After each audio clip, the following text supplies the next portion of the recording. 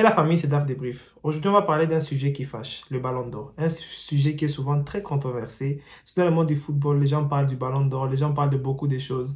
Le Ballon d'Or, c'est un sujet qui vraiment active les passions. Alors aujourd'hui, par une photo, je vais alors vous donner, c'est pas mon top 5, mais c'est le top 5 qui normalement doit être, qui est vraiment justifiable comme le top 5 qui va apparaître normalement. On est encore au mois d'avril, mais dans ce mois d'avril, on a quand même déjà des noms qui sont sortis. Alors, je vais vous dire alors pourquoi de ces 5 noms. Bon, des bookmakers ont essayé un peu de donner certains pourcentages, mais pourquoi alors ces personnes méritent d'être là? Et quelles sont les cotes de chacune des personnes? Pourquoi est-ce que peut-être cette personne mérite les ballons d'or dans les jours à venir? Les bookmakers ont alors donné quelques pourcentages. Je vais leur expliquer. En ce moment, on se trouve au mois d'avril. Donc, ces cotes peuvent encore changer dans les jours à venir. Aller soit à la hausse ou bien vraiment dégringoler pour chaque joueur. On va alors voir. Je vais alors vous expliciter pourquoi chacun de ces joueurs ici mérite le ballon d'or. Et pourquoi est-ce que Messi a la plus grande cote que les autres. Pourquoi Haaland a cette cote. Pourquoi Benzema. Pourquoi Vinicius. Pourquoi Mbappé. Alors, sans plus tarder, on y va alors. Pour alors, c'est très bon. Je ne sais pas, je vais appeler ça débrief. Mais c'est aussi un débrief de qui va gagner alors le ballon d'or 2023. Alors, en première position, nous avons Lionel Messi. Lionel Messi. Le ballon d'or d'abord, pour bien indiquer, le ballon d'or se représente alors sur une saison qui vient alors 2022, de août jusqu'en mai, jusqu'en alentours de mai, juin, plus tard 2022. Une saison qui a commencé. Alors Messi, jusqu'au moment où on parle à cette heure, Messi alors a 36 buts et 23 passes décisives. Messi, il a alors un trophée des champions qu'il a gagné. Et bien sûr, une chose qui va changer complètement la vie des bookmakers cette saison ici, c'est la fameuse Coupe du Monde, pardon. La Coupe du Monde qui aura, on savait tous que la Coupe du Monde aura vraiment un impact très très important pour la finalité du Ballon d'Or. Mais alors, le gagnant de la Coupe du Monde, c'était qui, comme vous le savez? C'était Messi. Messi, alors qui, en gagnant la Coupe du Monde, il a même augmenté même de plus de 50%, plus du double, les possibilités pour lui de gagner le Ballon d'Or. Certes, Messi ne fait pas une mauvaise saison.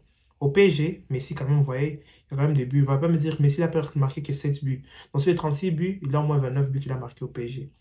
Entre qui Messi, il marque dans des matchs quand même capitaux. Il était là, des coups francs contre Lille, et part et d'autres, des passes très importantes à Mbappé. Même Messi pourrait même avoir plus de passes décisives. C'est donc, Messi, avec la Coupe du Monde déjà, ça fait déjà de lui le candidat sûr pour ce Ballon d'Or.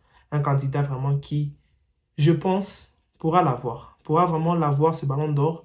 Si et seulement si, il n'y a pas un autre type, le fils d'Odin, le type avec des cheveux, le grand Norvégien là, Erling Haaland. Je parle directement, je parle de Erling Haaland. Erling Haaland, lui, c'est vraiment un cyborg. Erling Haaland, cette saison, c'est 48 buts et 6 passes décisives. 48 buts, 6 passes décisives, dont 32 buts en première ligue.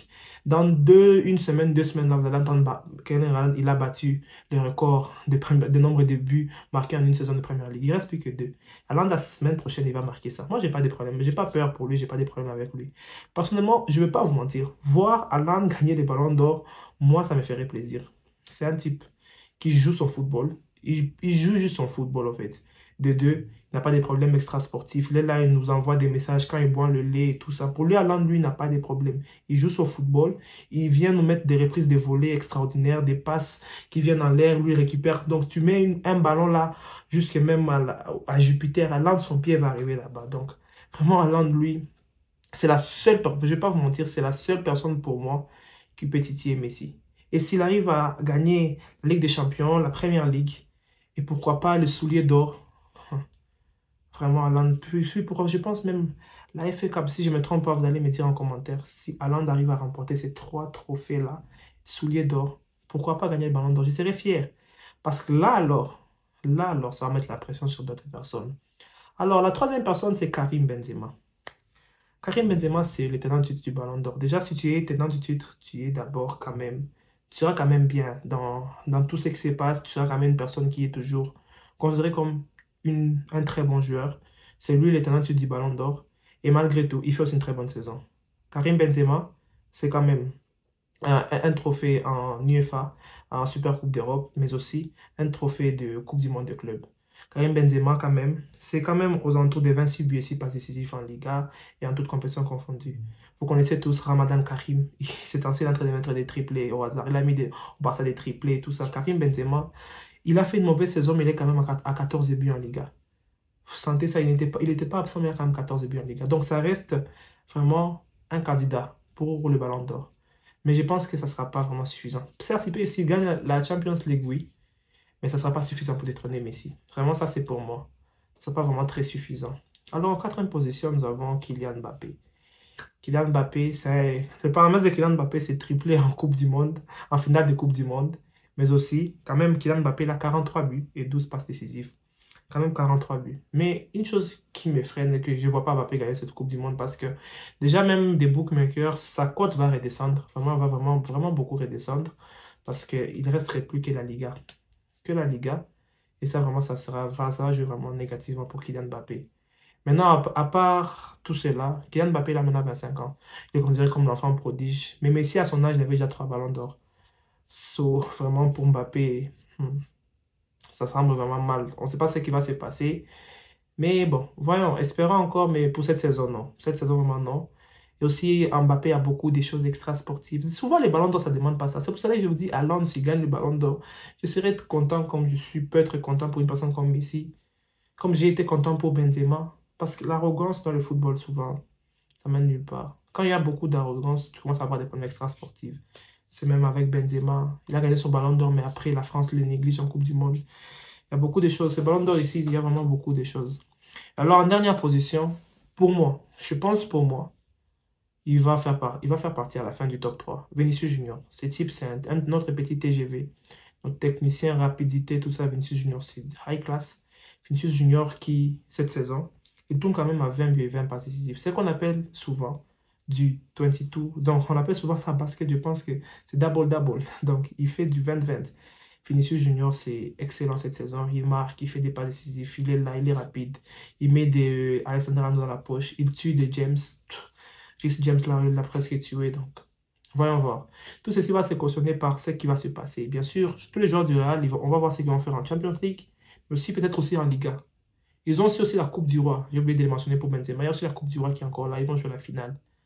Donc déjà là, voilà ce qui va se passer pour ce Real Madrid, pour son Karim et son Vinicius. Vraiment, espérons qu'ils auront leur mot à dire. Je finis avec mon top 5. Bien sûr, j'ai fini. Donc, vous voyez très bien que pour moi, en tout cas, les deux personnes qui sont vraiment en lice pour le ballon d'or, c'est Messi et Haaland.